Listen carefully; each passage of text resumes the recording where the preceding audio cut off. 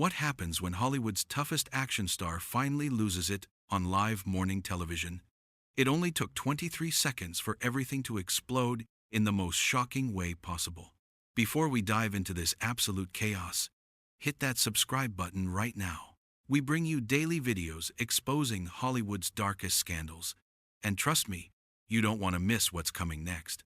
Last night on Good Morning America, what was supposed to be a simple conversation about Wesley Snipes' comeback turned into one of the most explosive confrontations in morning television history.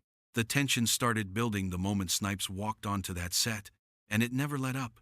The studio was packed with audience members who'd come expecting a fun, lighthearted interview with an action movie legend.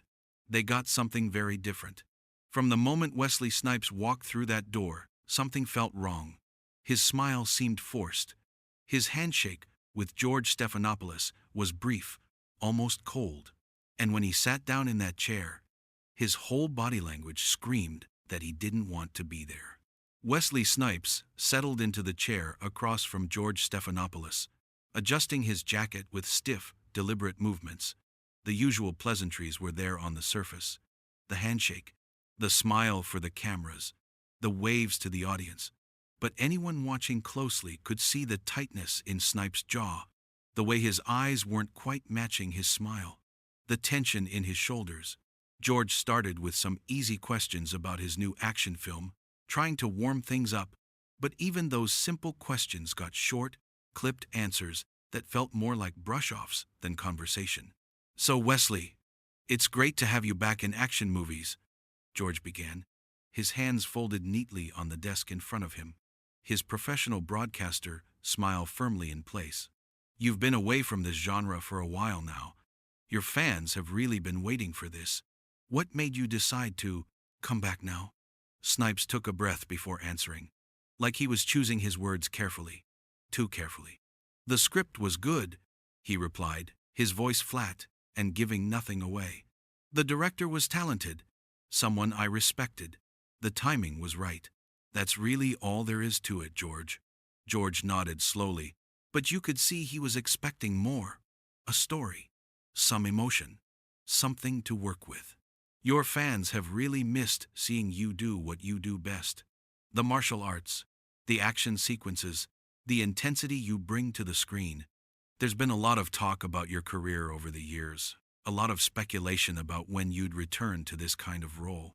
How does it feel to be back in the spotlight doing what made you famous?" Snipes shifted in his seat, and there was a flash of something in his eyes.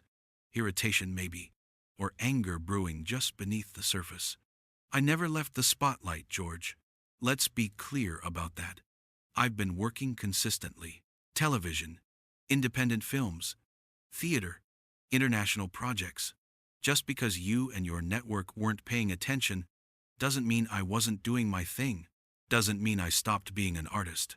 The temperature in the studio dropped about 10 degrees. You could feel it. The audience shifted uncomfortably. George's smile faltered for just a second before he recovered, that professional training kicking in.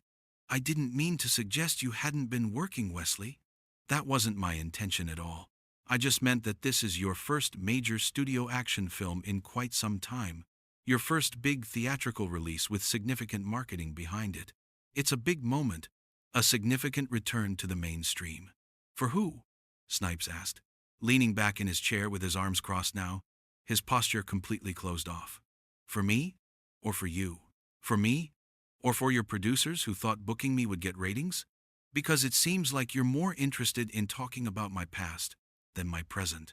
More interested in the narrative you want to push than what I'm actually here to talk about." George cleared his throat, glancing down at his notes on the desk. The other GMA hosts sitting next to him exchanged quick, nervous glances. Robin Roberts looked concerned. Michael Strahan's smile had completely disappeared. This wasn't going the way anyone had planned. The producers in the control room were probably screaming into their headsets, trying to figure out how to salvage this. "Wesley, I think there's some confusion here," George said carefully, his voice measured. "We're all very excited about your new film. Everyone here is genuinely thrilled to see you back in this kind of role. But your story, your journey to get to this point, That's part of what makes this comeback so compelling. You've been through a lot. You've overcome significant obstacles. That's worth talking about. There it is, Snipes said, his voice getting harder, sharper. You've been through a lot. You've overcome obstacles. That's code, isn't it, George? That's your polite, television-friendly way of bringing up things that have absolutely nothing to do with why I'm sitting here right now. Things you promised my team you wouldn't focus on. George's expression shifted. Some of the professional friendliness dropped away. I'm just trying to have an honest conversation here, Wesley.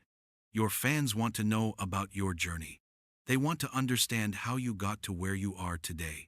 They want the full story, not just the highlights. My journey? Snipes leaned forward now, his eyes locked on George's like laser beams. You mean my legal troubles? You mean the tax situation? The time I spent in federal prison? That's what you're dancing around, right? Why don't you just come out and say it, instead of hiding behind vague language and euphemisms? Why don't you be honest about what you really want to talk about? The studio went very quiet. So quiet you could hear the camera equipment humming. The camera operators were glancing at each other, wondering if they should keep rolling or cut away. The floor manager was frozen in place, his hand hovering near his headset. The producers in the control room were probably losing their minds, but nobody was stopping this. Nobody was cutting to commercial. This was too compelling, too raw, too real.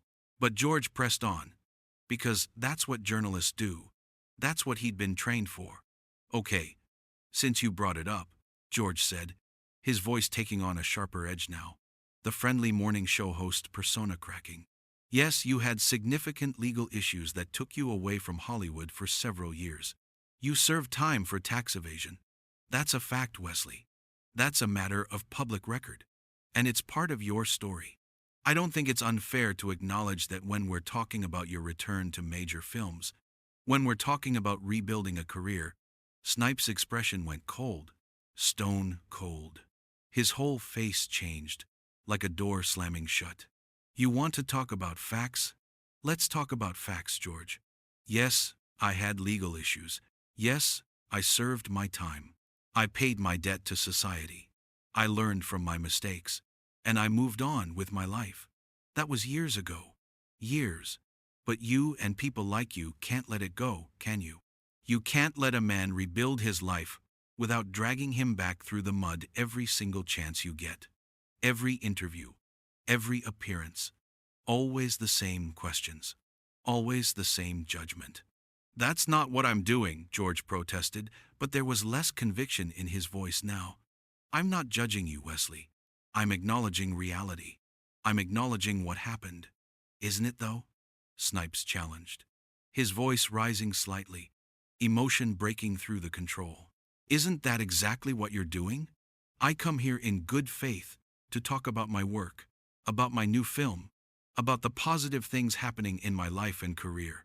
I come here to inspire people, to show them that you can come back from anything, but instead, within 5 minutes, you're steering the conversation back to the worst period of my life.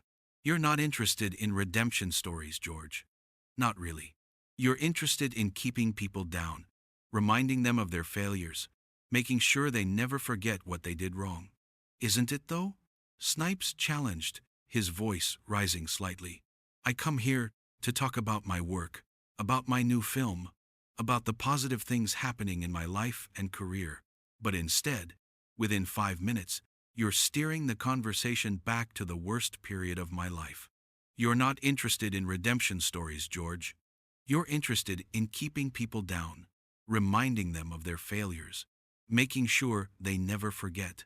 That is absolutely not true, George said firmly, his face flushing red now. You could see his jaw tightening, see him fighting to maintain composure. We celebrate comebacks all the time on this show. We love redemption stories. Robert Downey Jr. came here. Martha Stewart came here. We've had countless guests who've overcome adversity and rebuilt their lives. But we also believe in honest conversations. We believe in acknowledging reality, not pretending the past didn't happen, not sweeping it under the rug like it never existed. Acknowledging reality? Snipes laughed. But there was no humor in it, just bitterness and frustration. You want to acknowledge reality, George? How about we acknowledge that the system was designed to bring me down in the first place? How about we acknowledge the double standards in how the wealthy and powerful are treated versus how black men in this industry are treated? How about we acknowledge that I was made an example of, while others, who did far worse, who stole millions, who destroyed lives, got away with slaps on the wrist or nothing at all? You want reality? That's reality. George's jaw tightened even more. His hands gripped the edge of the desk. Wesley, I understand you're frustrated. I really do. But that's a serious accusation you're making right now. Are you saying you were unfairly targeted? Are you saying the justice system was biased against you? I'm saying exactly that. Snipes shot back, without even a second of hesitation. I'm saying the prosecution in my case was excessive. I'm saying I was singled out to send a message. I'm saying the punishment didn't fit the crime, especially compared to how others in similar situations were handled. And I'm saying that bringing it up constantly, even after I've served my time and rebuilt my life, is just another way of continuing to punish me. Another way of making sure I never truly move past it. Another way of keeping me in my place. The other hosts tried to jump in, tried to lighten the mood, and steer things in a different direction. Robin Roberts' voice was gentle, almost pleading. Wesley, your new movie looks absolutely incredible. Can we talk about the fight choreography? You're known as one of the best martial artists in Hollywood. The training you did for this must have been intense. No, let him finish, Snipes interrupted, holding up a hand, but his eyes never leaving George. He clearly has more questions about my past, more judgments to make, more ways to remind everyone watching that I'm a convicted felon. Isn't that right, George? Isn't that what you really want to talk about? Not my art, not my craft, just my mistakes. I want to have a balanced conversation, George insisted, his voice tight with tension now. All pretense of the friendly morning show host was gone. One that acknowledges both your incredible talent and your troubled past. One that shows the full picture of who you are, not just the parts you want people to see. The full picture. Snipes stood up from his chair, and the movement was so sudden, so unexpected, that George actually flinched. You could see it. His eyes went wide for just a second. The security personnel standing off to the side immediately tensed up, taking a step closer. You don't know the first thing about the full picture, George. You sit here in your comfortable chair with your comfortable life, making your comfortable salary, passing judgment on people whose struggles you can't even begin to understand. You've never been where I've been. You've never faced what I've faced. You've never had to rebuild from nothing, while the whole world watched and waited and hoped for you to fail again. So don't talk to me about the full picture when you've only ever seen one tiny corner of it. George stood up too, not wanting to be at a physical disadvantage, not wanting to look weak on his own show. I'm not judging you, Wesley. I'm a journalist. I ask questions. That's my job. That's what I do. If you don't like the questions, that's unfortunate. But it doesn't change the fact that they need to be asked. Your job? Snipes' voice was getting louder. Now, filled with years of pent-up frustration, years of swallowing his anger, years of being told to smile and be grateful for another chance. Your job is to attack people who come here in good faith. Your job is to ambush guests who are trying to promote their work and move forward with their lives. Your job is to pretend you're having a friendly conversation while you're really just setting traps and waiting for people to fall into them. Nobody ambushed you, George said, his own voice rising to match Snipes's. The other hosts had gone completely silent, just watching this unfold like they were witnessing a car crash in slow motion. These are standard questions that any journalist would ask any public figure with your history. If you can't handle talking about your past without losing your composure, maybe you shouldn't be doing press tours. Maybe you're not as ready for this comeback as you think you are. The words hung in the air like a bomb. The audience gasped. Someone in the back actually said, "Oh no," loud enough for the microphones to pick up. Snipes took a step toward the desk, and you could see the security personnel starting to move closer, their hands going to their radios, just in case this turned into something they needed to handle. Can't handle it? Can't handle it? I spent 3 years in federal prison, George. 3 years away from my family, my career, my life. 3 years of being told when to eat, when to sleep, when to breathe. I've handled things you couldn't imagine in your worst nightmares. Don't you dare stand there and question what I can or can't handle. Then why are you so defensive about it? George challenged, standing his ground, leaning forward slightly. If you've truly moved past it, if you've truly learned and grown from the experience, why does asking about it make you this angry? Why does acknowledging it cause you to react like this? Because it's none of your damn business, Snipes said, his voice dropping lower, but somehow more intense, more dangerous. Because I don't owe you or anyone else a detailed explanation of the worst time in my life.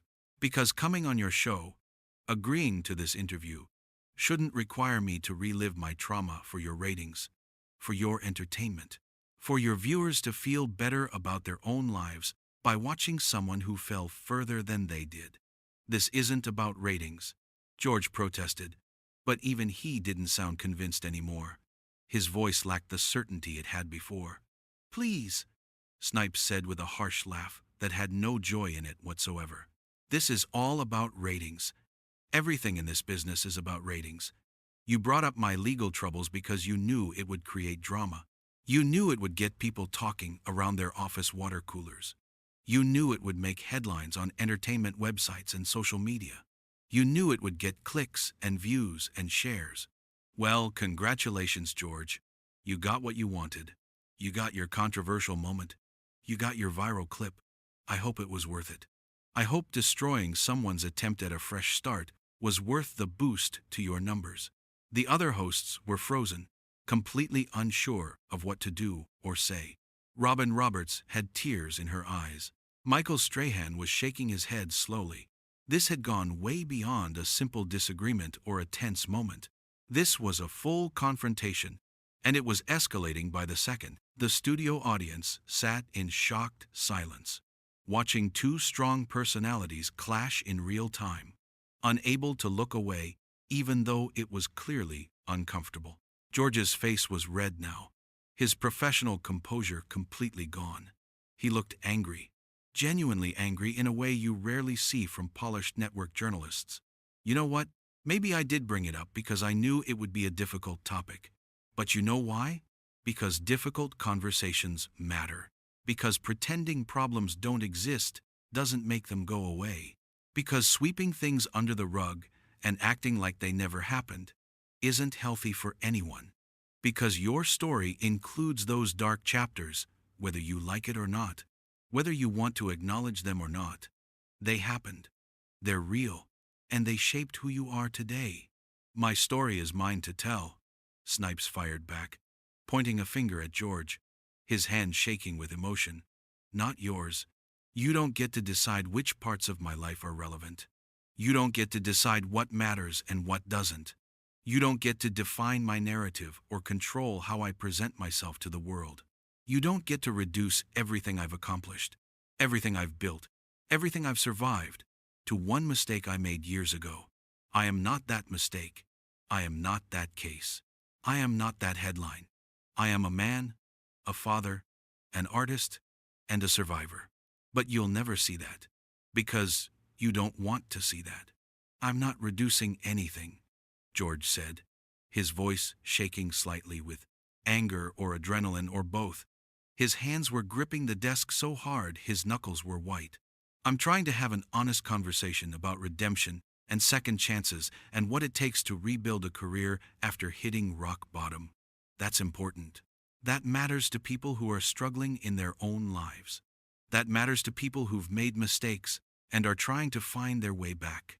Your story could inspire them, but only if you're willing to be honest about all of it. Then ask me about the work, Snipes demanded, his voice raw with emotion now. Ask me about the grind, the hundreds of auditions I had to do after being a star, The doors that were closed in my face by people who'd begged to work with me before. Ask me about the way I had to prove myself all over again, like I was some unknown actor starting from scratch. Ask me about swallowing my pride, accepting roles I would have turned down in my prime, just to stay in the game. Ask me about rebuilding relationships, about earning back trust, one person at a time, about learning humility the hard way. Ask me about the nights I couldn't sleep, wondering if I'd ever work again. Ask me about my kids, asking why daddy couldn't be in movies anymore. Don't just bring up the worst thing I ever did and act like that's the whole story. Don't reduce my entire existence to my biggest mistake. I was trying to get to all of that, George said, but his voice lacked conviction now. He looked tired suddenly, like the fight was draining out of him. But you shut down the conversation before we could get there. You got defensive the second I mentioned your past. No, you shut it down, Snipes corrected him, his voice hard as steel. You shut it down the moment you decided my past was more interesting than my present. The moment you decided that Wesley Snipes, the convicted felon, was a better story than Wesley Snipes, the working actor who fought his way back from nothing. The moment you decided that my pain and my struggle were just content for your show. Just something to fill airtime between commercials. George took a breath, trying to regain control of the situation, trying to find some way to salvage this disaster. Look, maybe we got off on the wrong foot here. Maybe we both came in with different expectations. Maybe we can start over and have the conversation we should have had from the beginning. Start over. Snipes shook his head, already reaching for his microphone pack clipped to his belt.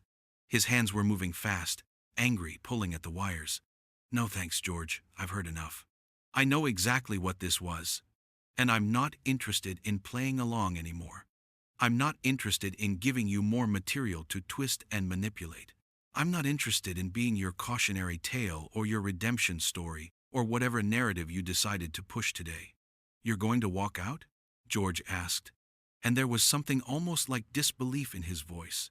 Shock that this was actually happening. You're seriously going to walk off Good Morning America? You're going to walk away from millions of viewers who wanted to hear from you? Watch me, Snipes said, unhooking his microphone with quick, angry movements, the wire snapping as he yanked it free from his shirt. I came here to promote my film, to talk about my craft, to connect with fans who actually support me. Instead, I got put on trial again by someone who thinks he's got the right to judge me, someone who thinks he's better than me because he never made the mistakes I made. Well, I don't accept your judgment, George. I don't accept your framing of my story. And I don't accept this attempt to humiliate me on national television for entertainment. Nobody's trying to humiliate you, George said. But his voice was weak now, uncertain. He knew he'd lost control completely. You can tell yourself that if it helps you sleep at night, Snipes said over his shoulder, already turning away from the desk. But we both know what this was. We both know you wanted to create a moment, a viral clip, something people would talk about, and you didn't care if you had to tear me down to do it. You didn't care about the man sitting across from you. You just cared about the story. Well, you got your moment, George. You got your confrontation.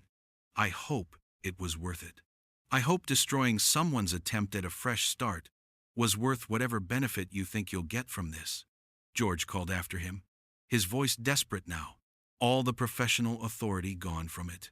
He sounded almost panicked. Wesley, come on. Don't do this. Let's talk it out. Let's find a way to move forward here.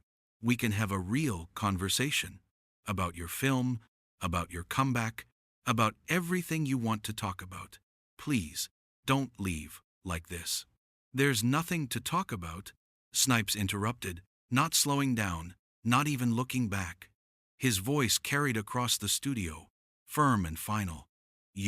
I made your choices in how you wanted to conduct this interview, and I'm making mine in how I respond. The difference is, I can live with mine. I can look at myself in the mirror tonight and know I stood up for myself. No, I didn't let someone disrespect me and my journey just to sell some advertising. Can you say the same, George? Can you honestly say you're proud of how you handled this? The studio erupted into chaos as producers rushed around, trying to figure out what to do, yelling into their headsets, gesturing frantically at each other. The floor manager was running after Snipes, probably trying to convince him to come back. The camera operators didn't know where to point their cameras anymore. The other hosts sat there with their mouths open, completely shocked, looking at each other like they couldn't believe what they'd just witnessed. Robin Roberts was wiping at her eyes. Michael Strahan just kept shaking his head in disbelief. George stood behind his desk, his face a mixture of anger and embarrassment, and something that might have been regret or might have just been frustration that his interview had gone so spectacularly wrong. Snipes reached the edge of the set, where the bright studio lights gave way to the darkness of the backstage area. He paused there for just a second, his silhouette framed against the lights. For a brief moment, it looked like he might turn around and say something else. One final word, one last shot. But he didn't. He just stood there, his shoulders squared, his head held high despite everything.